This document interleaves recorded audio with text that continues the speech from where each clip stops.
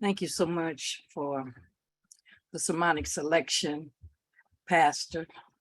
And thank you for the opportunity to give you some relief and to allow God to use me in these moments.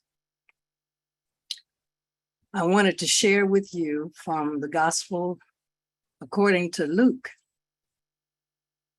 the 10th chapter, verses 38 to 42. Listen to what it says. Now, as they went on their way, he entered a certain village where a woman named Martha welcomed him into her home. She had a sister named Mary who sat at the Lord's feet and listened to what he was saying. But Martha was distracted by her many tasks. So she came to him and asked, Lord, do you not care that my sister has left me to do all the work by myself? Tell her then to help me. But the Lord answered her, Martha, Martha, you are worried and distracted by many things. There is need of only one thing. Mary has chosen the better part, which will not be taken away from her. I particularly like Luke's account of the gospel because Luke was an investigative reporter. And he gives an orderly account of the testimony concerning Jesus the Christ. He gave an inclusive view of the ministry and life of the Savior of not just the Jews, but of all, of the whole world. So when we read and study these stories in the Gospels, more often than not, we focus on the characters to whom Jesus is speaking, rather than Jesus himself. So I propose today that we shift our focus away from Martha and Mary, which is our favorite two girls, to Jesus. And I offer for your contemplation the subject, don't be distracted. Don't be distracted. To distract means to take attention away from the issue at hand, to absorb energy from what's important. And I want you to hold that in your thoughts. To distract or prevent someone from giving full attention to something. This is what a distraction is. And in life, we don't want to be distracted. The point of the story is really what Jesus said to Martha. You are worried and distracted by many things. There is need for only one thing. And that's the message today. Pay attention. Stay in the moment. Keep your eyes on the prize. Many things can distract us because we are moved by our senses and emotions. Seeing something disturbing or attractive will distract us. You know how you are when you see somebody in a dress that really looks good on them and you wish you knew where they had bought it. You guys, you know, when you see a woman who has it all together walking by, you get distracted. Sometimes an aroma will distract us. We smell something wonderful cooking in the oven and we lose our attention span. Noise can be a distraction. If we hear a sound in a silent room, immediately our heart quickens and we're distracted from whatever it is we're doing. Movement can distract us. Worry can distract. And we know what worry can do to distract our very soul. The demands and expectations of others will distract us because, above all, we want to please others. We want others to think we're great. And so seeking the approval of others sometimes becomes a distraction. Spin can distract us from truth. When we hear a certain account of things that happen, it obscures the reality or the truth of the matter, and we become distracted. Some folks used to call this OCD, obsessive compulsive disorder, which means that we continue to do things that really are not of consequence, but we just continue to do it. How awful it is to live a life of distraction, to be so busy doing unimportant things that we miss the most consequential events of our life and those once in a lifetime opportunities that come our way to do something meaningful. A week or so ago, Pastor Cooper was talking about deontology, and it reminded me of what one of my professors said in my ethics class. He talked about ontology and deontology as being and doing. And the sum total of our lives are consumed by being and doing. In this particular context, doing has to do with what is the ethical and moral choice that we make in our lives about what we will do. And the ontological reality is, how do we actually live our lives out of an understanding and an influence of those moral, ethical persuasions? Allison and Hobbes mentioned that the ontological consideration is about what is the nature of the knowledge, or what is the nature of reality. And the epistemological consideration is about what is the nature of the relationship between the knower, the one who is inquiring, and the known, or the knowledge that we seek to acquire. Above everything else, we want to know. So ontologically, who are we? What is our existential reality? And what are we consciously aware of? What are we learning from our environment, from the people we pay attention to? Consider your way of being and how and from whom you come to know your sources of knowledge are. This thirst for knowledge is in our DNA. It's what happened to Adam and Eve, isn't it? They wanted to know what God said they shouldn't know. So they ate from the tree of knowledge, and their eyes were opened. And so we spend the sum total of our lives seeking knowledge. We want to know what makes a thing a thing. What makes it tick, and how does it function, and why? Much of what we've come to know is by word, written or spoken. Some things we learn through experience. Inquiring minds do want to know. We had a discussion in Sunday school a couple of weeks ago about the difference between gossip and gospel.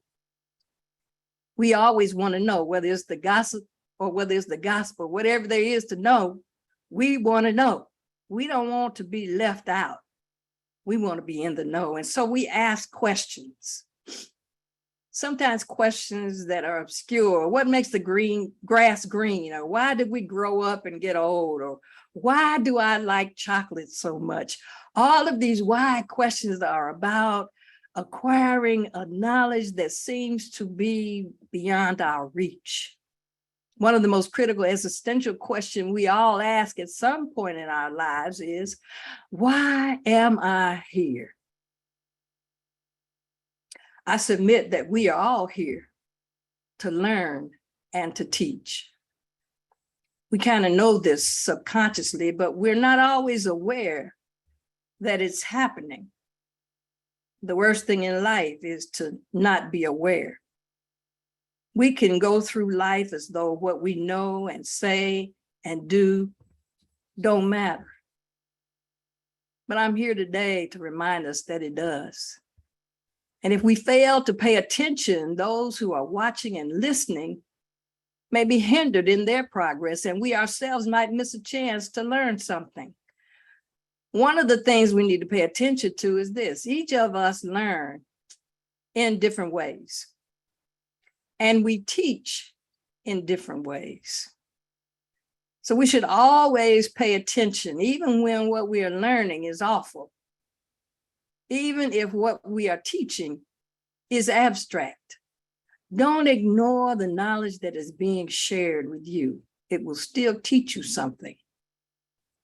And even when we leave others wondering, it opens a door for more. To be conscious of this is to live in the most effective way. Don't be distracted. Be aware. To be conscious of this is to live in the most effective way. Jesus says to Martha, only one thing is needed. Only one thing is necessary. Doing the one thing that really matters is listening to Jesus. We are conditioned by our culture. We respond to the world around us. We react. We respond out of a pattern of teaching through repetition and reinforcement. Pavlovian theory of conditioning. If you do a thing enough times and a reward is given, then they'll do it over and over again. We're given to repetitive behavior and routine activity. We make our morning coffee, we check the mail, we cut the grass. All of these rightly contribute to our sense of well-being, but because we are highly intelligent beings, we also have the capacity to move beyond routine existence to a place of engagement and endeavor, a public life, beyond television, beyond the internet, beyond social media, a public life where we learn to connect with others in a way that is deep and intimate, a public life that allows us to hear the agony and the pain of the other person and to understand from their perspective what is important in their lives. None of us has really reached our capacity for learning because none of us knows everything. But the ontological questions still remain. What is your source of knowledge? And from whom do you acquire it? And the epistemological question is still of ultimate importance. What is your relationship with or to your source of knowledge? Well, I submit that the main thing, the most important thing, the best thing for us to spend our time and energy on is learning from Jesus and teaching others what we have come to know. This is the necessary thing that Jesus was talking about. This is the thing that Mary understood. He was a rabbi, and rabbi means teacher. And so his life was consumed by doing this teaching. He was conscientious. He was intentional. And so we should give our full attention to him and not so much to carnivorous endeavors, the things that feed our fleshy nature. You know, we spend too much time on what we eat, on what we drink, and what we wear. Jesus said, consider the lilies of the field, how beautiful they are, and God has clothed them. They're here today and gone tomorrow. But for whatever time they're here, God has made them clothed in beauty. Don't be distracted by the mundane things of life. Be who you are for Christ's sake. Teach by precept, but mostly by example. As for me, I won't, as my pastor often does, ask permission to teach. I'll just teach, not only through words, but also by being in conscious awareness of what you might be learning from me. It doesn't matter so much how you look, how you smell, or who you love. Does that sound familiar? All that matters is what I learned from you and what I may teach you by being who I am. I just want you to know who you are matters. Don't dribble in false humility. Get in touch with why you are here. Be bold and intentional in your living. Be that thing that others can be. Pay attention to your way of living and learning, and let Jesus be your guide. He said one day, "Take my yoke upon you and learn from me. For I am gentle and humble in heart, and you will find rest for your souls." Matthew 11:29. The reason we're here is to learn and to teach. And that's what his yoke was. The guiding force in our lives. The one to look to, who teaches us everything we need to know. Who is gentle, non-accusatory. He didn't say, "Martha, why don't you shut up and sit down?" Some of us would have. He just said, "Martha, Martha, you're distracted by many things. There's only one thing necessary." And Mary understands that. And he did not fuss at Mary because Martha wanted him to. Look at Jesus. Listen to how he does what he does. Because if you pattern your life after Christ, you can't go wrong. And you will always have peace in your soul. I hope these words find you well and living out of the place of understanding and knowledge that you have acquired from the one and only true source, Jesus the Christ. Amen.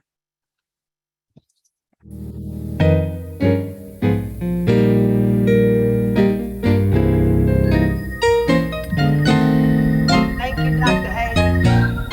What a word today. Why are you here? Don't be distracted. Everybody can Since teach, I met and folks are deserving your moral and ethical stand. Not conjecture, not hyperbole, certainly not vitriol. But what would Jesus do and say? Thank you, Dr. Hayes. I needed that message today. there's been a burning, And as she said, his yoke is easy such a and his burden burden